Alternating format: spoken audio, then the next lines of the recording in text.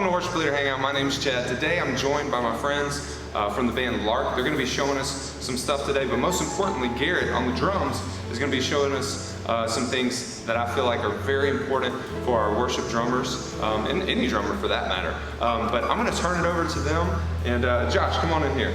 Hey. So tell us a little bit about what we're going to be talking about today. We're going to be holding a conversation with Garrett. Yeah. And go ahead. Yeah, we're just going to be talking about just how to carry a song and how to lead as a drummer. Okay. You know, that, and then, I know he's got a bunch of other stuff in store, but I think those are going to be the main points. It's going to be really awesome. All right, sounds good. I'll let you have it. Awesome. Now that he's gone. No, just kidding. Garrett, say hi to the people. Hey, what's happening?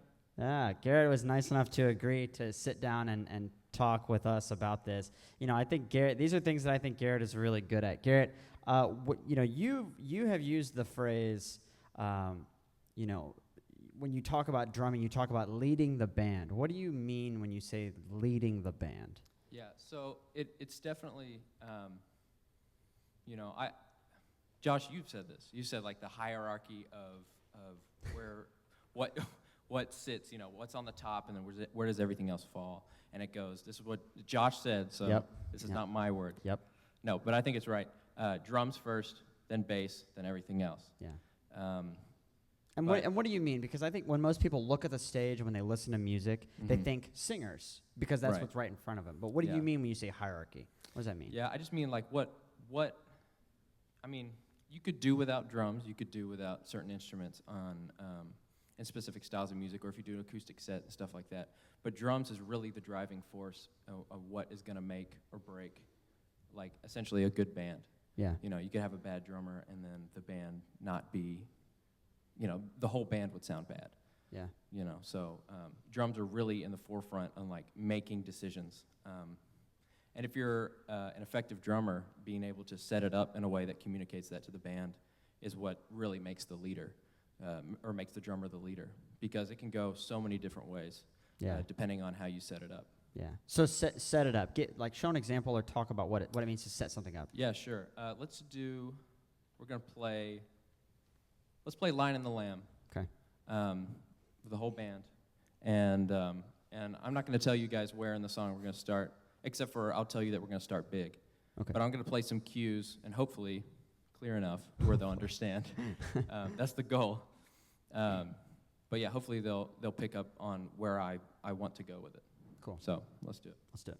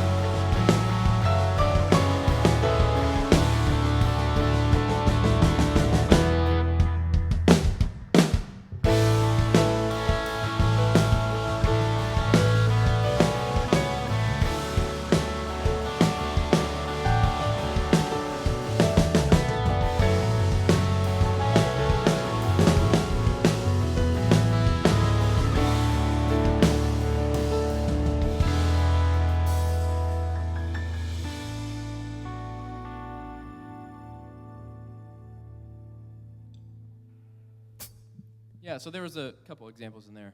Yeah. A lot of different dynamic levels too. Right. It wasn't just loud and soft, Yeah, yeah. which is and, cool. And I wanted to say that,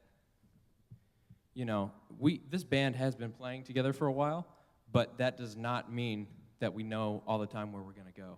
yeah. So I do not think, it definitely helps that we know each other and we're comfortable with each other, but if you can communicate on the drums well enough, you could just be guys getting together, Yeah. For the first time. So, I'm out of breath. So, so yeah, it really doesn't matter if you guys have been playing together long enough, for a long time or not. So Really then just how do depends on you, being clear. when you sit down with somebody, how do you start communicating immediately?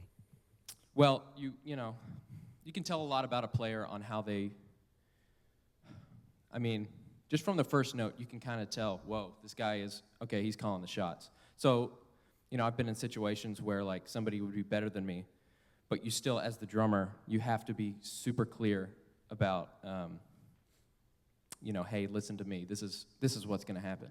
I'm going to be leading this and taking control. Yeah. And if you do that, the whole band will feel comfortable. Yeah. It's your job as the drummer to make the whole band comfortable and make everybody relax, because they're just going to perform better in that way.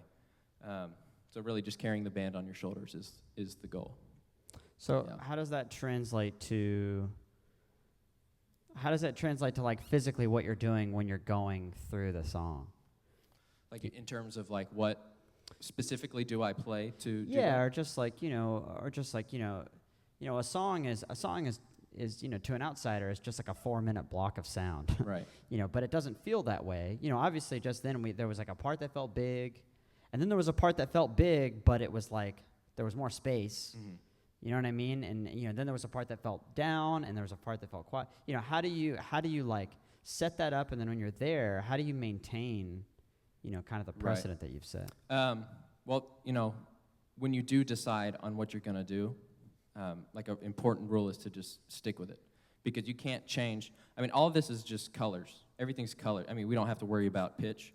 We tune the drums and everything, but everything that we're playing is just a color. And when you change that color, then you are communicating something else to somebody. If you take the base color away, nobody else has anything else to paint on. You're setting this base level of a canvas for everybody else to add different elements to. So like for example, let's just say like I go to, let me just play something. Okay. If I start, so I'm going to play like a chorus, so I'm going to start big, but I'm going to change something halfway through, and you'll see what I'm talking about.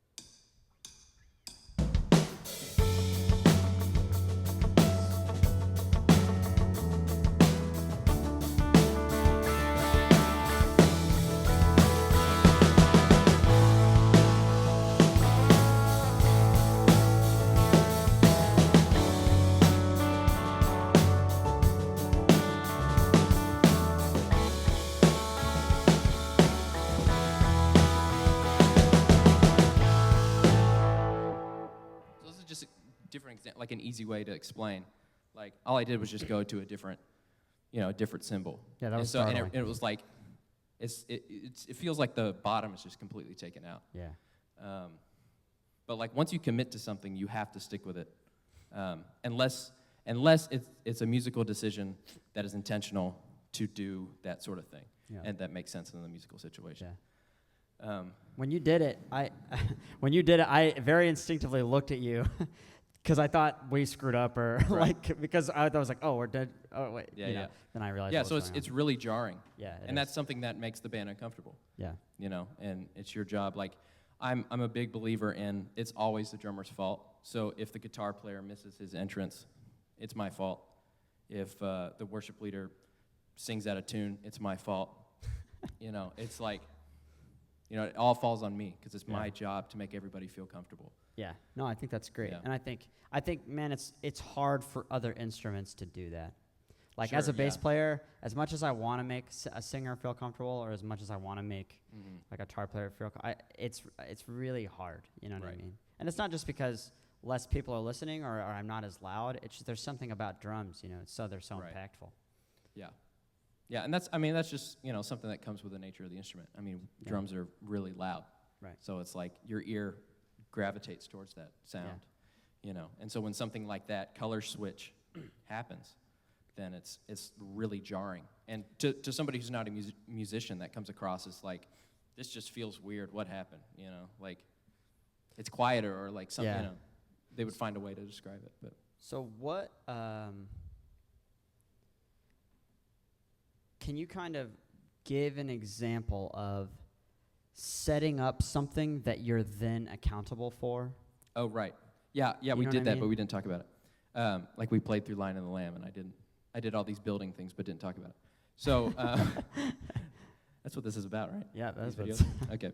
So, yeah, I mean, there's many ways to do the same thing, but just finding a way to be as clear as possible. And it really just depends on the situation, too. Like, if you know the musicians can hang and you're playing something, you know, to where, you know, they know their parts, or like, if you play something kind of intricate or weird, they're not going to be freaked out by it, and they're still going to move on to the section. So, like, I could play something really choppy, but still accomplish, like, a big build. If I'm with musicians like that. Now, there's other times where you need to be like stupid clear about everything. When people can't make entrances multiple times, or like you'll just read it from rehearsal to rehearsal or gig to gig or whatever you do. Yeah. But there's ways to do that. So like building into like a chorus or something. There's like steps that you can take before leading into it that gives people like 2, 3, or 4 bars in advance of like what's going to happen. And let's do an example. Let's do like where we just were, like 4 bars before the chorus. Okay. Or actually, let's start in the beginning of the verse and go all the way into the chorus a little bit. Okay. And I'll give an example of how I, you know, Yeah. do that.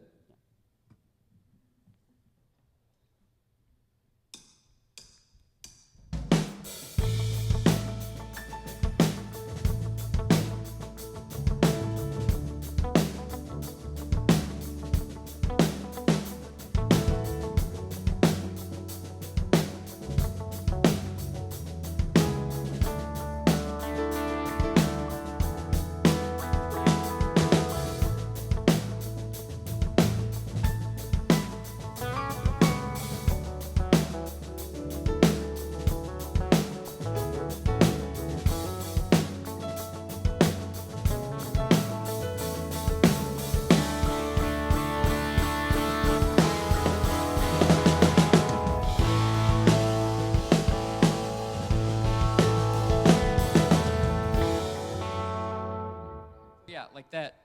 I mean, I went to the hi-hat like I don't remember exactly, but like maybe 4 bars before the chorus. Started opening up the hi-hat, and then from there, big crash on 1 for the last 2 bars, and then just build. You know, you don't have to keep the groove going, because that feels like something is moving, like more motion is happening than the groove you had before. Yeah. So it's okay to waver from the groove, because the groove is like super steady, and you're afraid to like leave that 2 and 4, like that backbeat on the snare drum, but it's okay. You can get away from it, do a build, and then be super clear. Yeah, that's you know, great. that way. There's also another way you could be pretty choppy about it. If the moment calls for it, you know, don't just be choppy to be choppy, but yeah, you know, worship songs can get really repetitive, and like even the shape of the melody line and vocals, or you know, just parts are, you know, people really stick to the parts in worship music, you know, for a good reason, you know, trying to get the audience to, you know, it's an easier way for them to connect Yeah, to. engage, yeah. Yeah, it's more inviting. But there are times where, you know, music calls for something else, and that can come from the drums too, and it makes sometimes an even bigger impact doing Yeah. something like that. So let's do that same thing. I won't play the verse as long, Okay. but yeah, let's do that. I'll give you another example. Okay.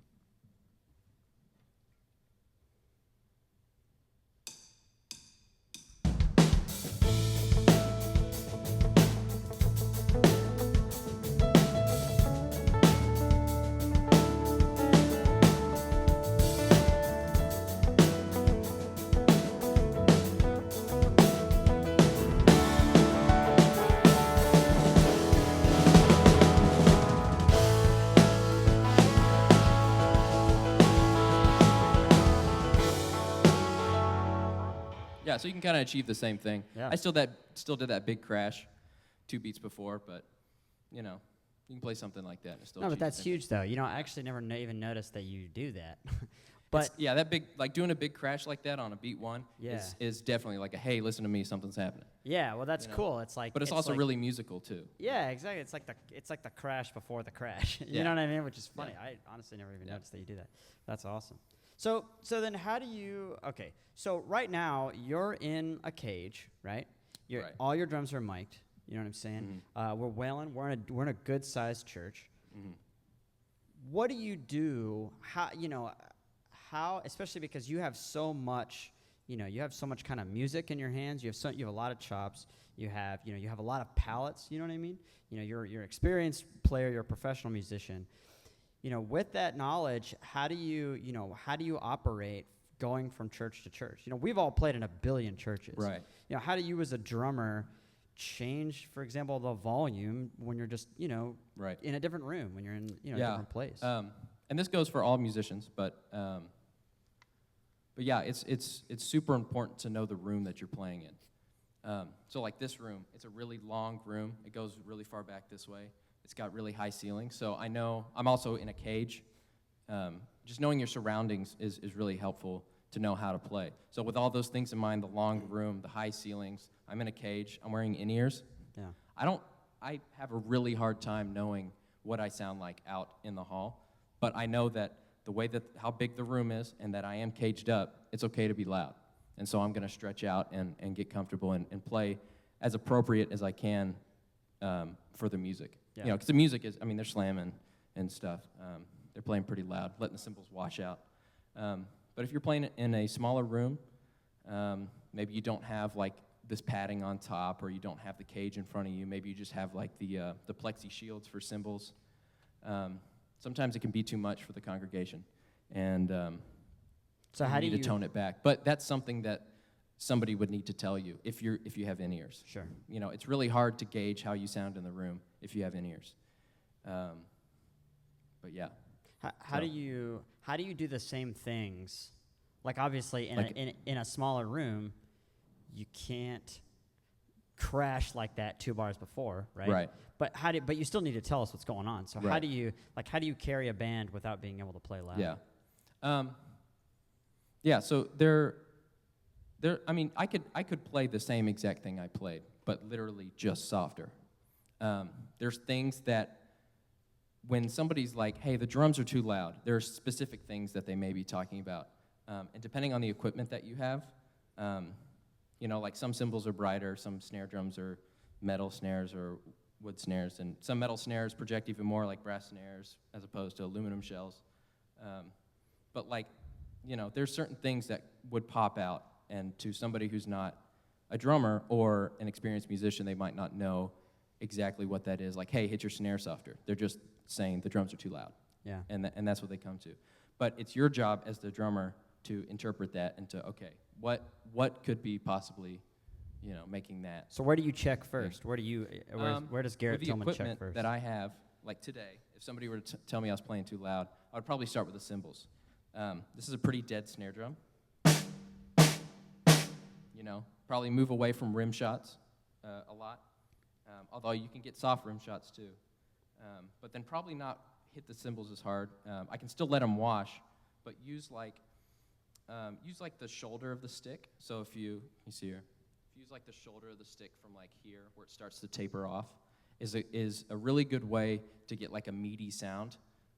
But you don't have to like slam it. So if you get this like right on the edge of the cymbal, and even like you could get up here. If you get up, like hit it like this, you can start letting the cymbal wash without having a lot of volume. So starting from this is the loud, and then I'll play the soft. Okay.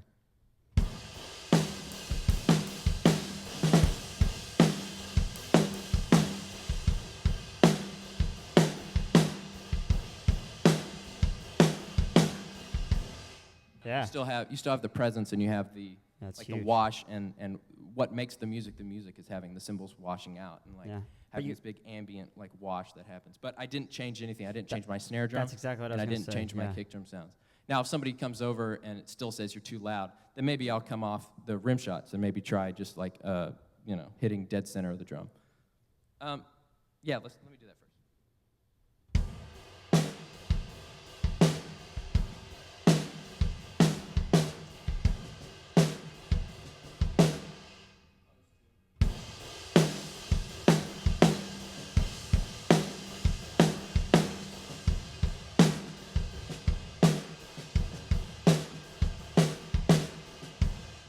snare drum has less length too, because I'm not hitting the rim Yeah. and getting all those overtones out. But yeah, you could even do a step in between that too. Like you could still do rim shots, but just not hit as hard, or use a thinner part of the stick. You will get a thinner sound. But disclaimer with all of this, the equipment that you do have doesn't mean, like, if you play too loud, don't blame the equipment, it's the player. You know, the player is in control of the dynamics. Now, if you get too soft and you're like, well, the sticks are too big, it's still like too loud or like too meaty or too thick, then maybe switch to a smaller stick, or maybe these cymbals are still just really cutting. They just don't sound good. Maybe get like drier cymbals or darker cymbals or something. Yeah. But it really, like, I would say like 95% of it is the player, and then the Nice. rest of it is the equipment. That's awesome. Yeah. That's awesome. So Very awesome. Well, man, thanks for taking the time to do this. Absolutely. You know, that's super valuable information for drummers and Yeah. for worship leaders too, to be able to understand that there are those possibilities. You know, so I think that's awesome to hear from somebody who's as experienced and knowledgeable Yep. as you. Thanks everybody for watching. Give Garrett your love in the comments. Please check out the band Lark, doing big things and just trying to spread a message that I think everybody can appreciate. If you have any questions for Garrett, post down in the comments, and Garrett will be on the video checking the comments just to answer, anything that you guys have. Doesn't matter, if it feels dumb or if it's the smartest question you've ever thought of. Ask it. Garrett would love to answer it. So yeah, thanks. Please subscribe to Worship Leader Hangout, and remember what they always say: good worship leaders are always learning. Yep.